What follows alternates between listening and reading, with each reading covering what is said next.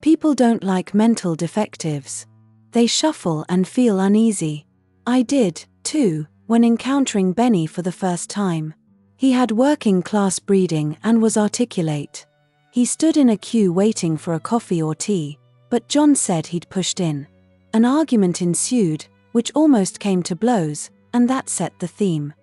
"That's the fucker," John cried, noticing him saunter by our inner circle team's cheap caravan, which we'd parked up outside the sports centre where the event was being held. 4 of us were sat around the removable dining table analysing and drinking tea. "Yeah, that's him," Mark agreed. The doctor, looking bewildered, muttered, "What's his name?" "Don't bother, I won't remember, and I'll probably never get to know him, so what difference does it make? You should have played NE5 here and taken the outpost." The doctor looked out of the caravan window again. "Wait a minute. That's the bastard who swindled a draw against me after I refuted his advance Karokan."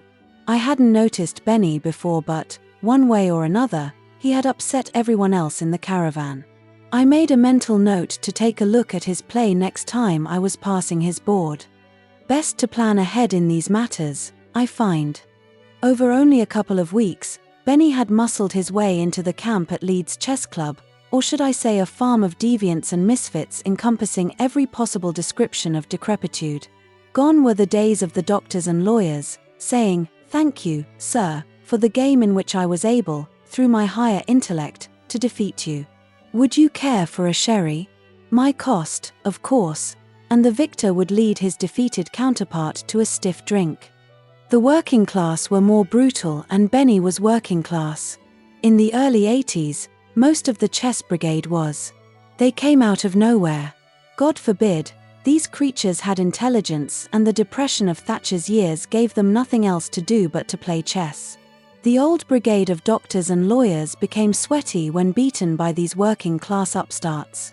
Within a couple of years, the professionals had either left or died, and in their places were the most reprobate gang of inspired nutcases.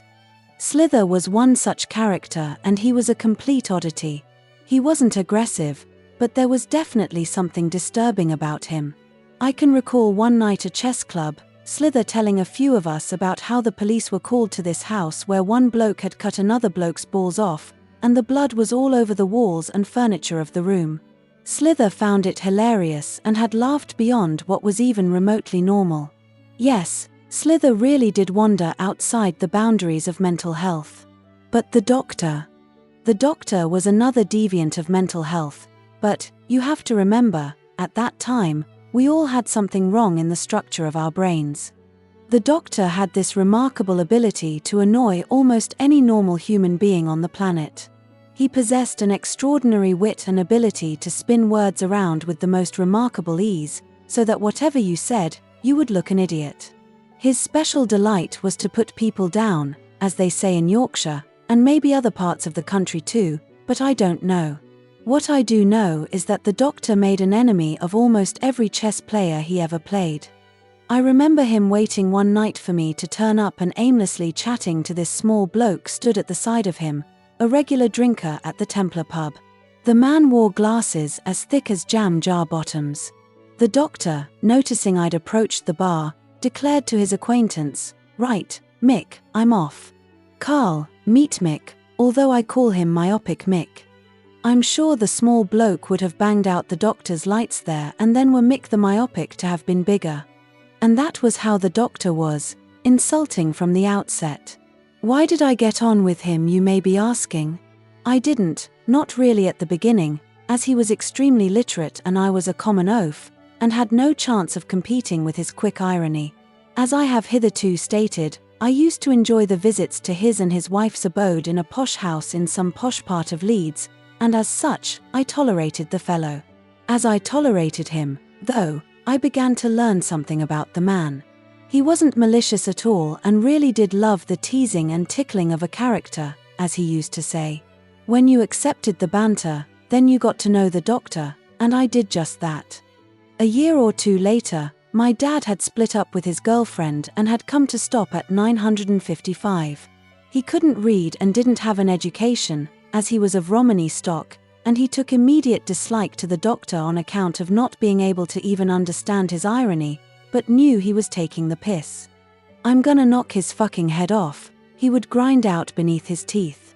Alf, my dad, would have surely done that. He was a boxer in a fairground at 15 years of age, and he used to call his fist the hammer, which the doctor was surely going to get right on his button nose. The doctor had plenty of money in those days, having broken up with his wife and sold the house, and he would regularly call at 955 to see if I was going out for a drink. Mobile phones didn't exist in those days, and our landline had been cut off. On one occasion I was about to set off for London. "Coming out for a drink, Karl?" "No, I'm off down London." "I'm not," my dad added from the sofa. He was laid upon watching some program on the telly with boredom. "All right, Alf, come on then, taxi outside won't wait." And off they went down the path together. I couldn't believe it, and surely the doctor was going to get it right on the button that night with no one there to defend him. But I didn't care as London called. I was gone 3 or 4 weeks or so before returning one Thursday night. Walking through the door of 955, my dad was just getting ready to go out. "Where you off to?" I asked. "The doctor's picking me up, and we're off for a drink in town," he said. "Are you coming?" Amazing. A few days later the doctor and my dad were dancing together at our Mick's engagement, and how strange the doctor never did get it right on the button that night, but instead, here he was dancing with my dad, who loathed dancing as well. I said earlier that we all had something wrong with the structure of our brains.